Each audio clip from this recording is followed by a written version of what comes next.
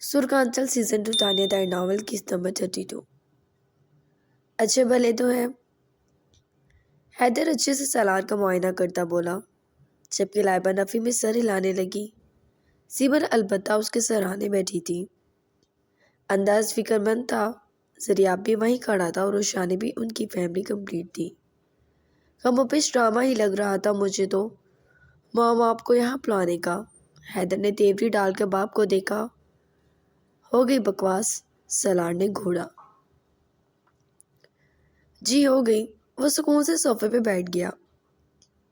اب دفعہ ہو جاؤ سارے یہاں سے۔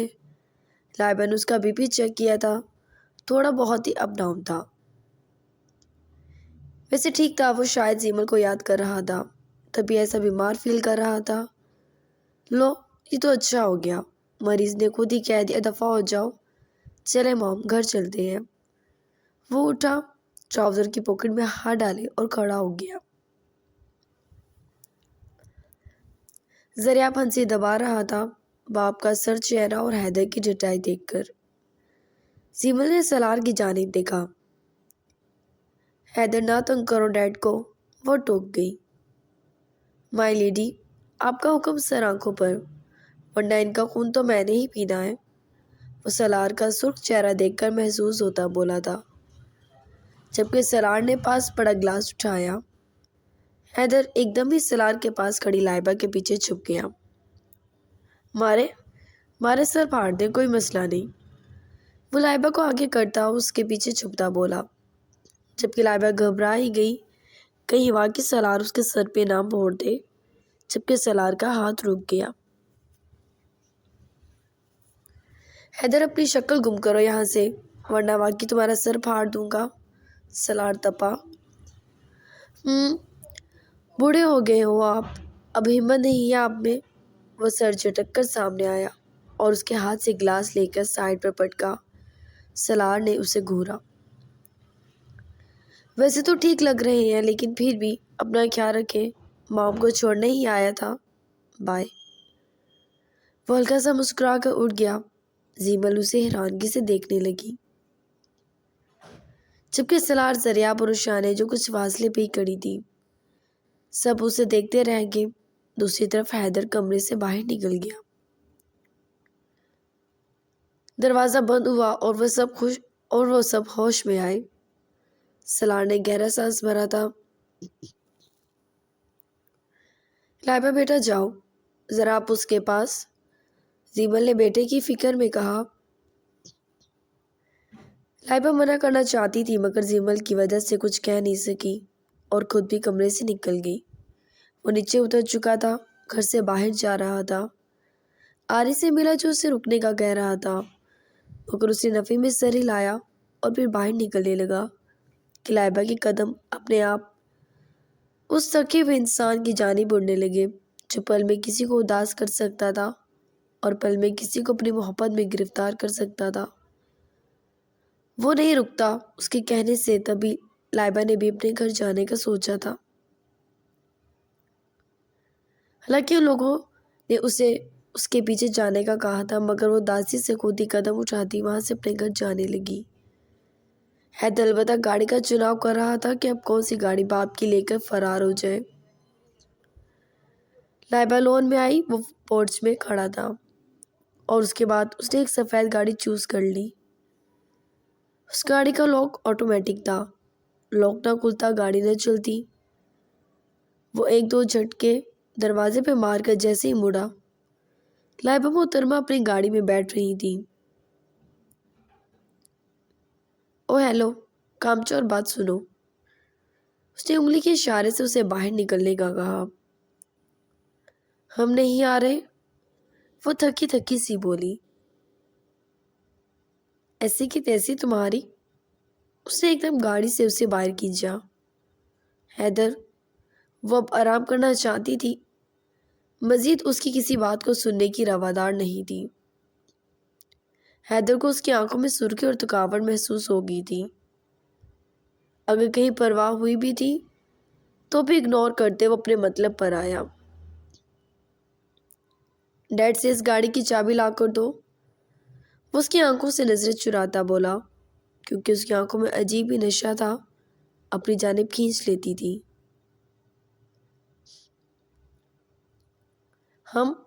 ہم کیوں جائیں؟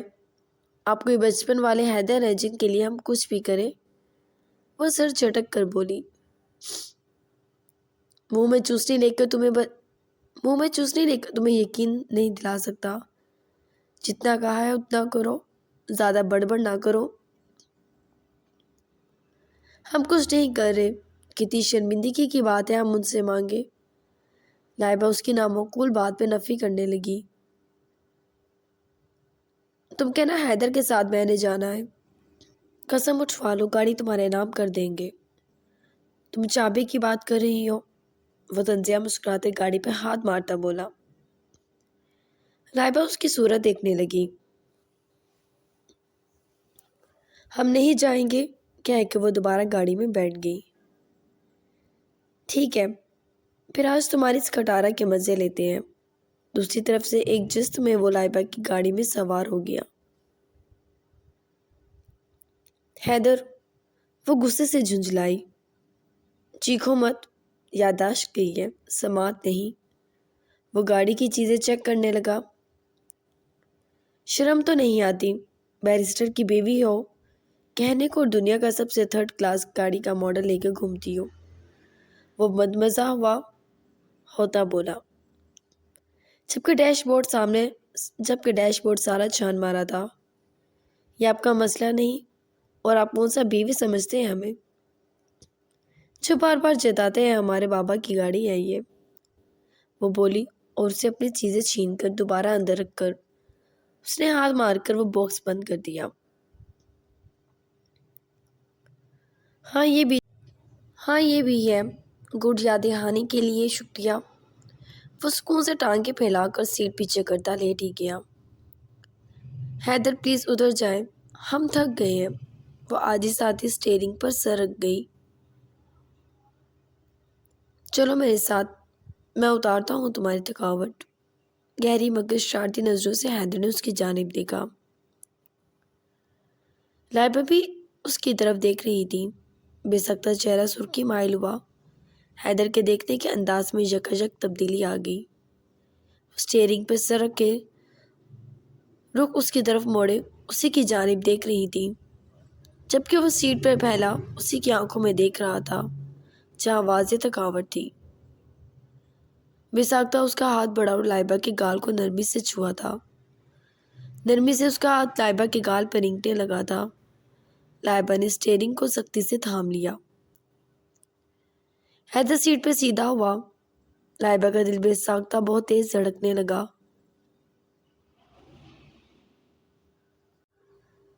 حیدر ایک ہاتھ ڈیش بورڈ پر رکھ کر عین اس کے چہرے پہ جھک گیا۔ لائبہ سٹ پٹا کر سیدھا ہونا چاہتی تھی مگر حیدر نے اس کا سر اٹھنے نہیں دیا۔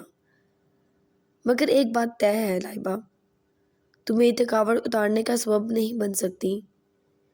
جس لڑکی کی وجہ سے میرے سینے میں اتنی تھکاوٹ ہے، اس لڑکی سے میری تھکاوٹ کبھی نہیں اترے گی۔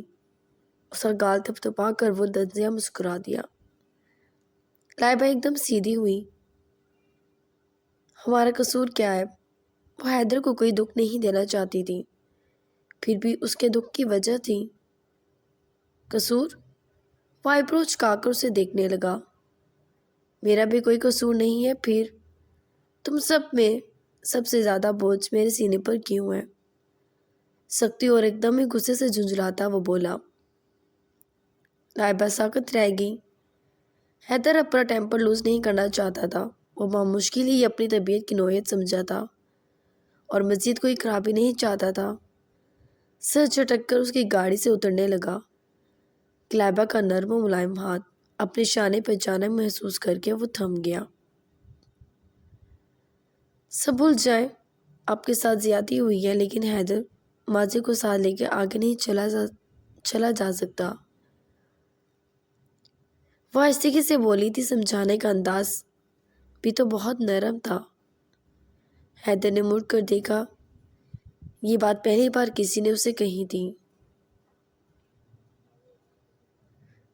اور اچانک ہاتھ بڑھا کر وہ تقریباً اسے اس کی سیٹ سے اٹھاتا اپنے سینے سے لگا چکا تھا۔ یہ عمل کیوں ہوا؟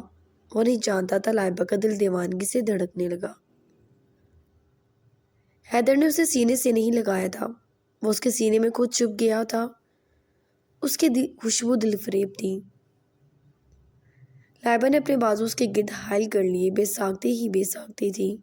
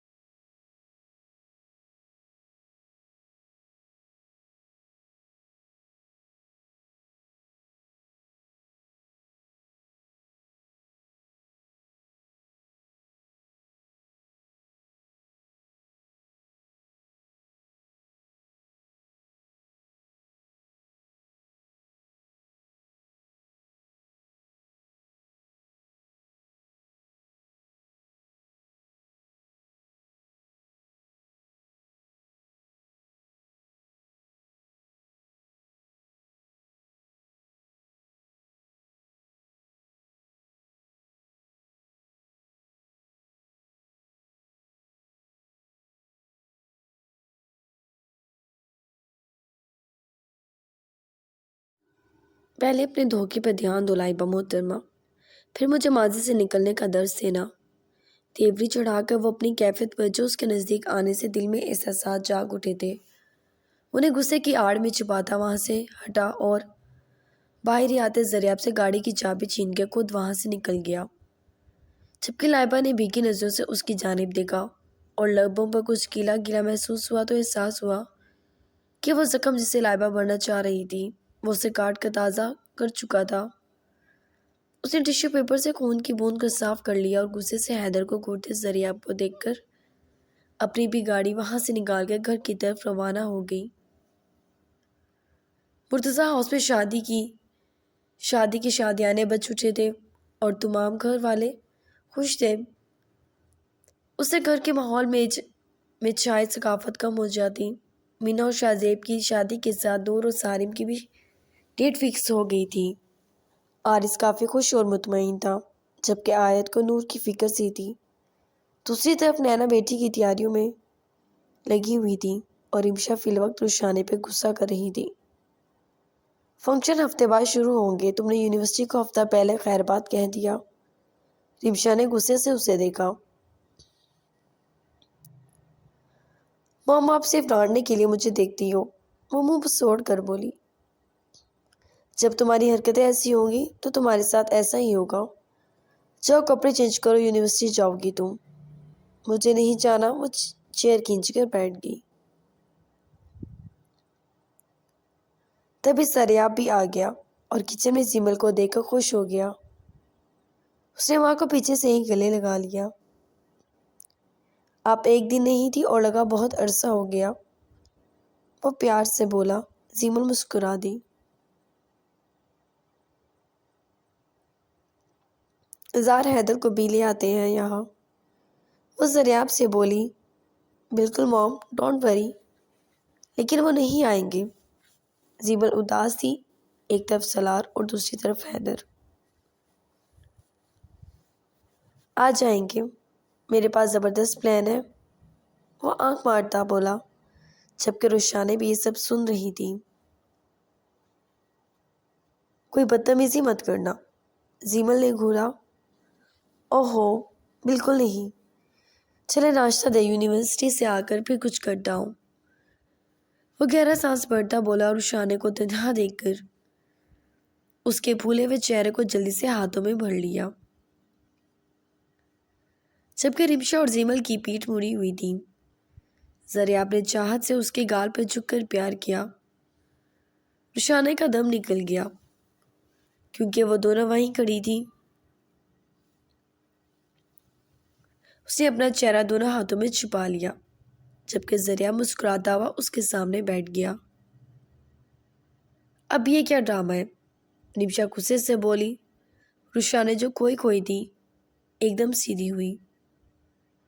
زریاب البتہ مسکراہٹ ہوتا ناشتہ کر رہا تھا۔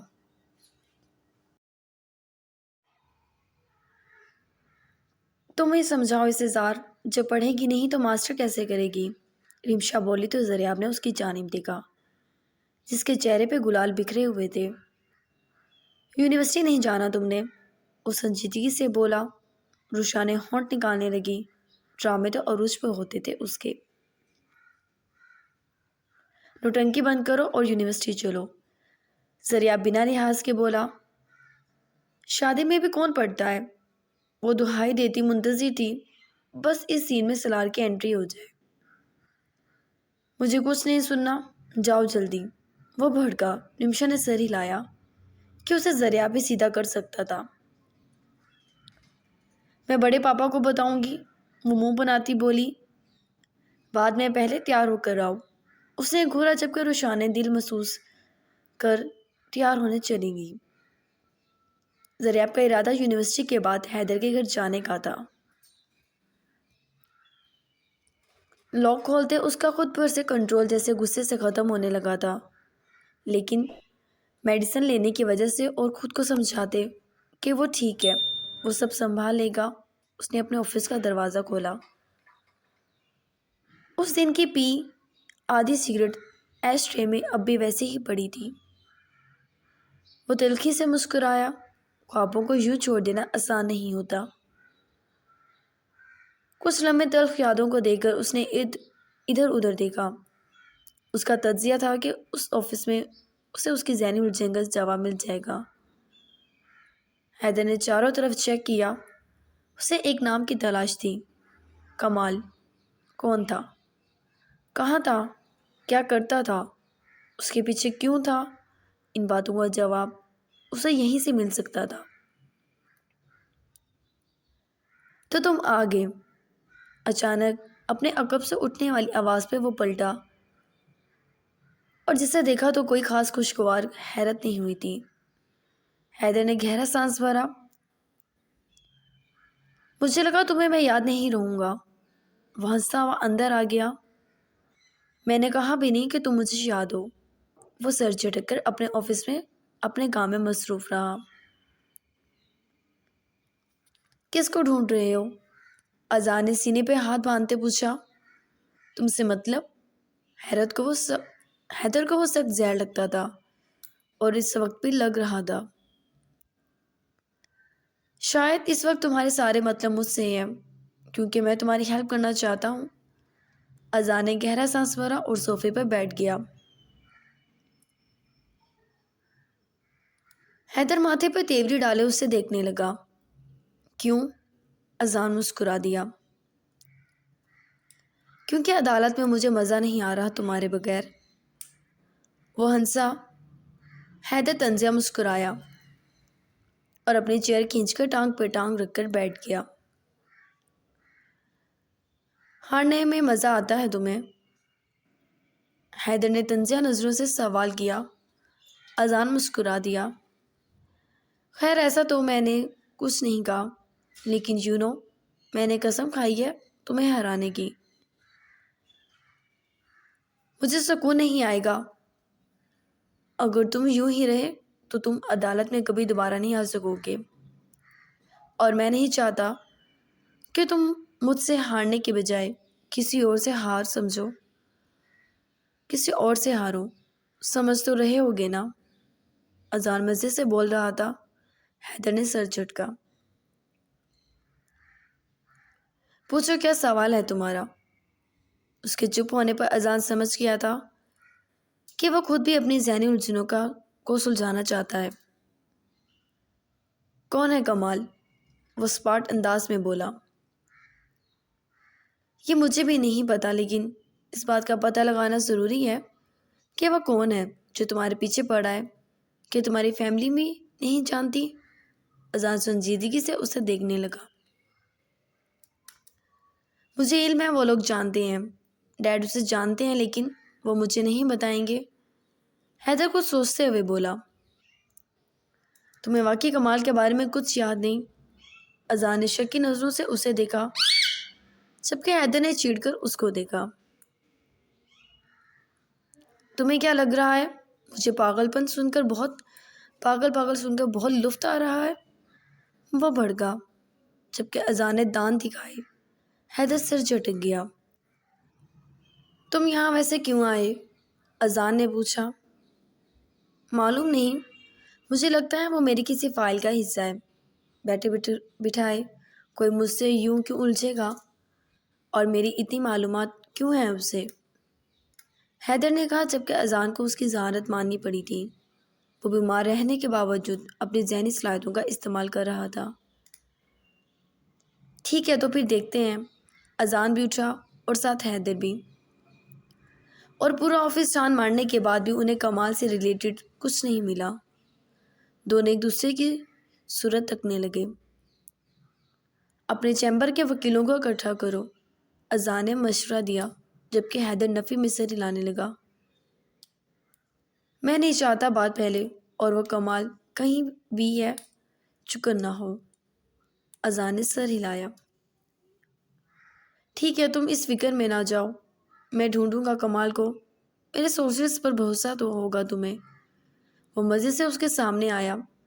حیدر بیزاری سے اسے دیکھنے لگا۔ ڈھونڈنا مت اسے، صرف معلوم کرو کہ وہ کیوں میرے پیچھے ہے، وہ بولا تو اذان نے سر ہلایا۔ وہ جس طرح آیا تھا ویسے ہی وہاں سے نکلنے لگا۔ اور سنو، حیدر نے روکا، یہ مت سمجھنا ہم دونوں کے بیچ صلح ہے، یہ صرف میری مجبوری ہے تمہارے جیسے آدمی کو برداشت کرنا۔ اذان کا بے ساختہ قہقہ ابھرا تھا۔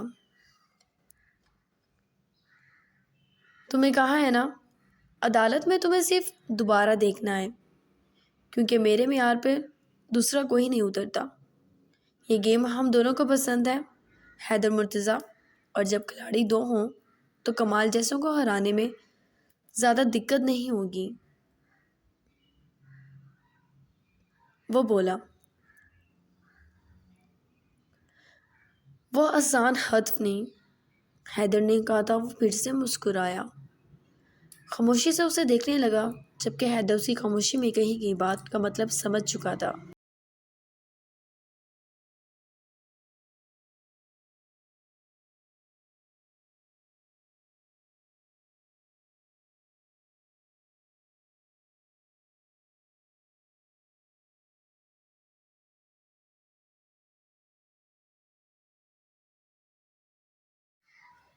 زبردستی ہی صحیح حیدر کو زریاب کھینچ کر لے آیا تھا۔ پھر زیمل کا بھی زور تھا جبکہ حیدر صرف زیمل کے لیے مرتضیٰ ہاؤس آ گیا تھا اور کہہ چکا تھا کہ ہفتہ بعد وہ اپنے گھر واپس چلا جائے گا، جس پر زیمل مان تو گئی تھی لیکن وہ ایسا چاہتی نہیں تھی کہ وہ جائے۔ اذان کی کال پر وہ تیار ہو کر باہر نکلا تو گھر میں مہندی کے فنکشن کی تیاریاں چل رہی تھیں۔ کئی عورتیں تھیں جو ایک دن پہلے لگنے والے اوپرن کے لیے گھر پر اکٹھی ہوئی تھیں۔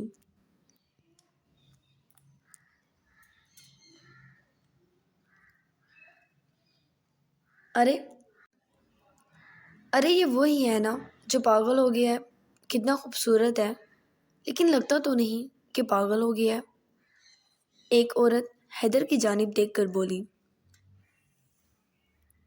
حیدر گوگلز لگا کے اپنی تلخ مسکراہٹ کو سمیٹ کر وہاں سے تیزی سے نکل گیا۔ باہر نکلا تو دماغ پہلے سے گرم تھا، جبکہ سامنے کا منظر دیکھ کر مزید گرم ہو گیا۔ مکمل پیلے لباس میں وہ تیار کھڑی کسی ابصرہ سے کم نہیں لگ رہی تھی، اور اس کا یہ حسن دیکھنے کے لیے سارم اس کے پاس کھڑا تھا، اور وہ نور کے ہونے والے منگیتر سے بات کر رہی تھی۔ آخر سارم کون تھا اس کا جس سے وہ بات کر رہی تھی؟ اور اچانک وہ مسکرائے اور حیدر کو لگا اس وجہ سے بجلی گری ہو، اس کے سامنے تو مسکرانے تک کی زحمت نہیں کرتی۔ وہ تن فن کرتا اس تک پہنچا، گوگل سے ہٹا کے سارم کو دیکھا۔ لائبہ نے حیرت کی سخت تیور دیکھے تو پریشان سی ہوئی، اور حیدر نے لائبہ کی کلائی اپنے بھاری ہاتھ کی گرفت میں جگڑ لی۔ حیدر، لائبہ نے کچھ کہنا چاہا جبکہ حیدر نے بھڑک کر اس کی جانب دیکھا۔ وہ لب دبا گئی۔ سارم خاموش کھڑا تھا۔ آئندہ اس کے ارد گرد نظر مت آنا۔ وہ کیا نام ہے تمہارا؟ ہاں سارم۔ تم نور کے ہونے والے شوہر نہ ہوتے تو اس دنیا میں نظر نہ آتے۔ سپاٹ تیوروں میں وہ بول رہا تھا۔ کیوں؟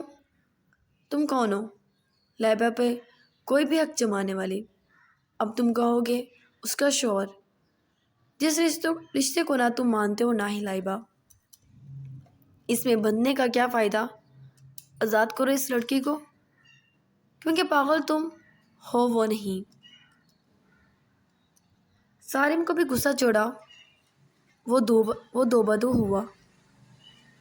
سارم لائبہ حیرانگی سے اسے دیکھنے لگی۔ وہ کیا بول رہا تھا؟ لائبہ تم؟ سارم نے کچھ کہنا چاہا اور حیدر کی برداشت شاید اتنی ہی تھی، اس نے ہر ممکن خود کو سنبھالنا تھا۔ چھپٹ کر اس کا گریبان جگڑ لیا۔ حیدر چھوڑ دے، انہیں لوگ دیکھ رہے ہیں۔ وہ جلدی سے بولی، لوگ ان کی جانب متوجہ ہو رہے تھے۔ حیدر اسے پرے دھکیل کے لائبہ کی کلائی یوں ہی جکڑے وہاں سے باہر نکل گیا۔ اسے گاڑی میں پٹکا اور خود ڈرائیونگ سیٹ پر بیٹھ گیا۔ وہ بہت تیز ڈرائیو کر رہا تھا۔ آپ پاگل ہیں؟ آپ کیوں جھگڑ رہے تھے ان سے؟ وہ بس ہم سے اپنی طبیعت کے بارے میں بات کر رہے تھے، کیونکہ سر میں درد رہتا ہے۔ حیدر ہم آپ سے بات کر رہے ہیں۔